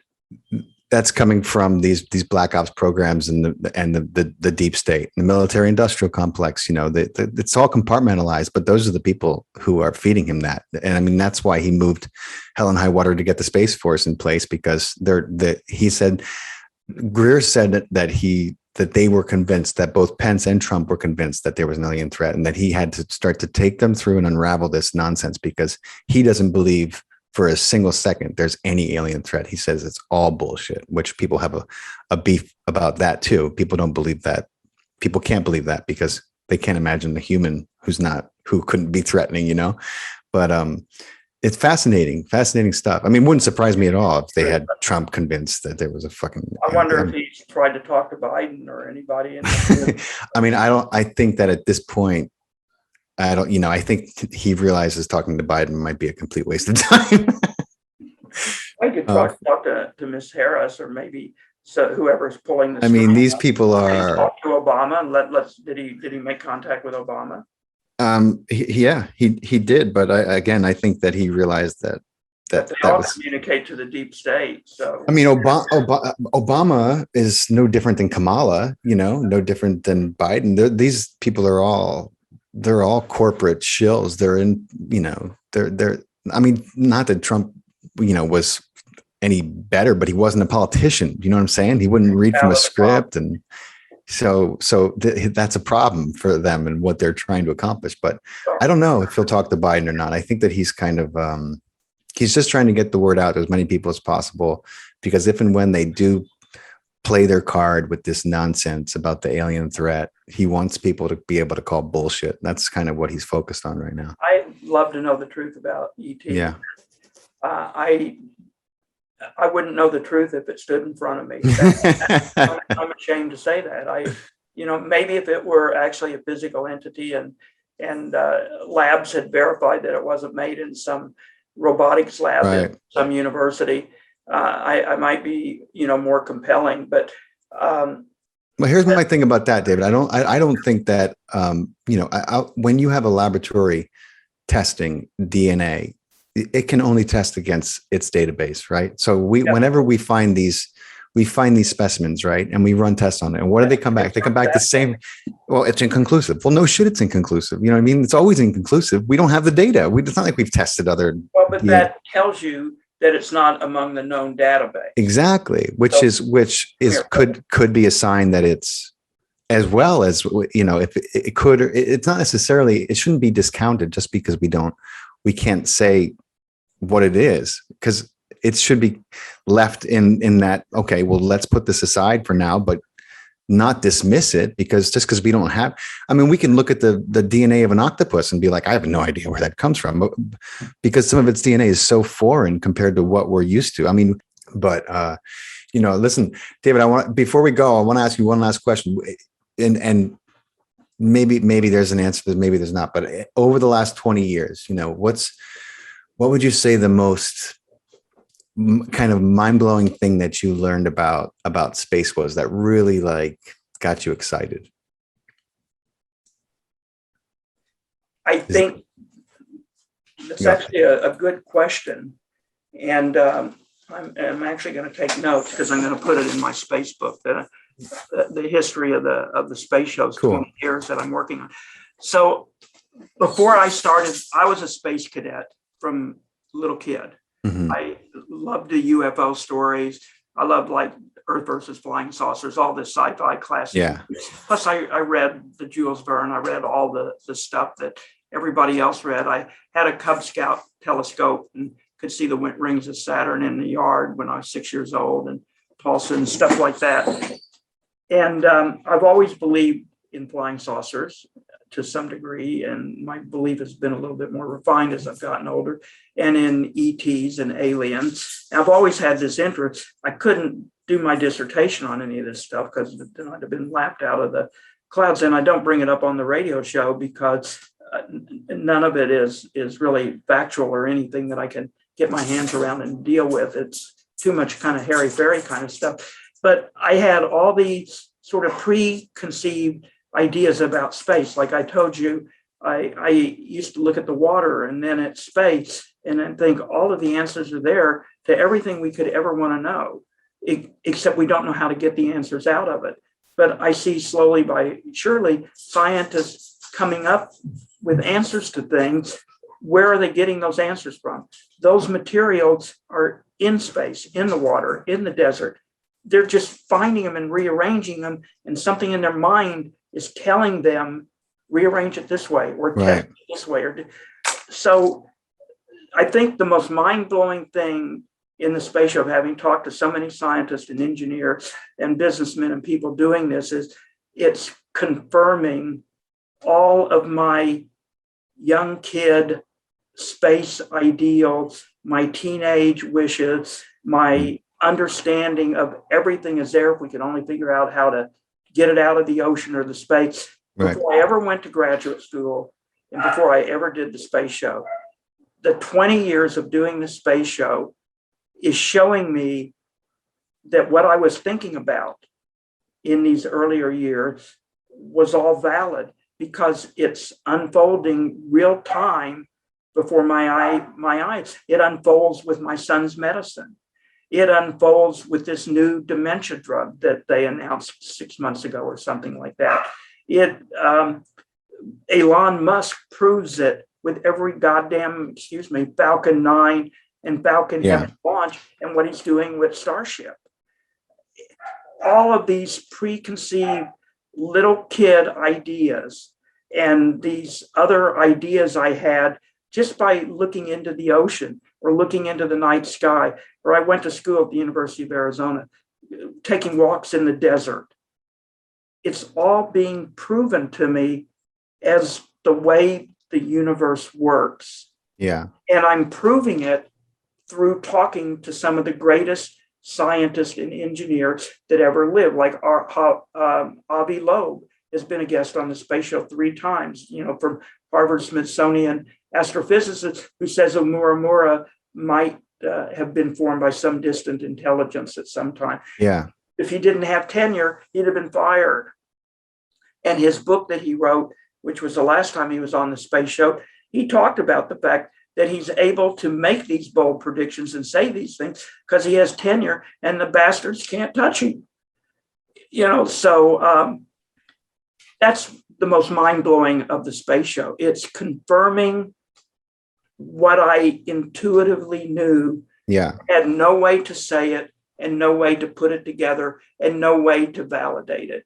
And so all of the space show and its guests and its listeners and callers and email questions, they're reaffirming to me that somehow I got it and was on the right track. So that's That's a great awesome. question, and that's a unique question. So I really appreciate that. You're my pleasure. It's been my pleasure, David. And tell everyone the name of your website so they know it and they can check it out. So it's the Space Show, and the website is the Space Show, one word. Right. It's a 501c3 nonprofit financed by listener contributions. Mm-hmm. The parent is onegiantleapfoundation.org. And so we're a national 501c3, a California public benefit corporation for tax-free and donations. That's the model. I did it at the Space Educational Foundation. All broadcasts are live.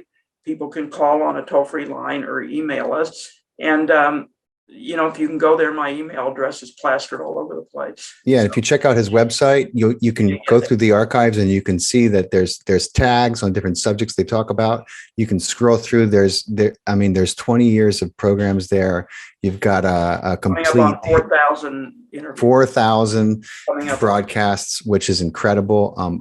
I've recently gotten into them, and I'm going to continue to educate myself on the last 20 years of all these amazing things that have been happening. Want to come on and talk. That'd be cool. And you've changed over the years to get interested in space and what space means to you. Do you consider yourself a space cadet, a space aficionado or advocate, or just a general person interested in space? I mean, I'm right now, I'm just a general person, interested in love with space, but I have a lot to learn. Why are you interested in space and your neighbor in your 8th floor apartment doesn't give a shit about it? I don't know, man. That's a great question. I feel like, we came from space, and that, it's like from, they say dust to dust. I think it's from space to space. I really think. So see, early on, I did a series. I told you about this, our spiritual connection to space. Yeah. I sent you some of the shows. There's a lot of people that feel actually part of and connected to space, that it's got some hold on them. Yeah. But people feel that way about deserts, and they feel that way about mountains, and they feel that way about oceans. Yeah. But also space. So I did this spiritual connection to space. I feel that way. Right. I feel that space has a hold on me. There's something about it that's in my genetic code. Yeah. And I talked about it a lot in earlier space show programs. I haven't talked about it a lot lately. But this goes back to how I see that damn answers to everything, even political answers, even, how I can make $1 million other than buying lottery tickets every 3 days. It's probably there if I know how to get it. Right. The trick is you got to figure out how to get it. It's not, space is not the government, and it's going to hand you the answer. Right. Like your benefit check. Right. Okay? That's artificial. Right. The real rule of the universe is the information is here. It's up to you to go get it. Right. And there's no barriers for you to get it. You don't need a college education. Nope. You don't need a PhD. You don't need to be from Sacramento. You can be from Africa if you want to be. Or you can be from Hoosetsville. It doesn't matter. It's up to you to figure out how to get it. And we're not going to hand it to you. But if you figure it out, it will open doors for you and for humanity. Absolutely. And I really believe that. I know I'm probably considered Meshuggah. You're in New York. You probably know what that means. I'm crazy. I do, but not to my listeners. You won't be. Don't worry. It's. I believe that even at age 75, and that's awesome. So the space show validated it for me because I'm watching it unfold. I'm watching technology that 20 years ago, Faust, were magic. Right. They'd be done on a stage of magic. Like watch a Falcon 9 turn around at supersonic speed, come down and land in a bullseye on a floating barge in the ocean or on land, however. You tell me that's not magic. Right. It is a form of GPS, but that's a cartoon when I Right. was a little. No, that was science fiction. That was Tom Corbett, Right. Rocky Jones, Space Ranger, all sorts of stuff like that. It's reality because he figured out how to do it. But that information was there. You know what? It was there 250 years ago. Right. But no, it's true. That's the same thing I was saying. Absolutely. 250 years ago. Yeah. So, people out there learn these kind of ways the universe works and somehow figure it out for yourself. It's all there for the taking. Yep. It's all there to tune into. Right. You don't have to be from Cornell or from Harvard or, the best. No, it's all available, right? I mean, now more than ever, you have access to everything, and don't believe in scarcity economics and policies, because that will stop you. That's the number one impediment. Boy, if this were a computer game and you had to go through the bridges and the tunnels and the warriors to get to the answer, economics of scarcity would probably be one of the first barriers you had to cross. Right, it would be level one, right? Yeah, to nail your ass. Absolutely. Right. It's true. So it's great advice. But David, this has been awesome, man. I appreciate all your time, man. I know that it was crazy trying to coordinate this thing and get it going, but we did, and I learned a lot, and I continue to learn a lot from your show. And we're gonna make sure that we include a link to it again. And all right, looking forward to it. And I know we're a little early for holidays, but have good Thanksgiving. Appreciate that, man. Up, and I look forward to it, and I'm happy to be in touch with any of your viewers that awesome. Want to attack me or applaud me or not my viewers. Well, I don't think they'll offer to put me in an institution, maybe. And I think you're in good hands, but I'll certainly be in touch for all that, and also let you know when this episode's gonna come out. All right. So we'll be in touch soon. Thanks, David. You take care. Okay. Bye.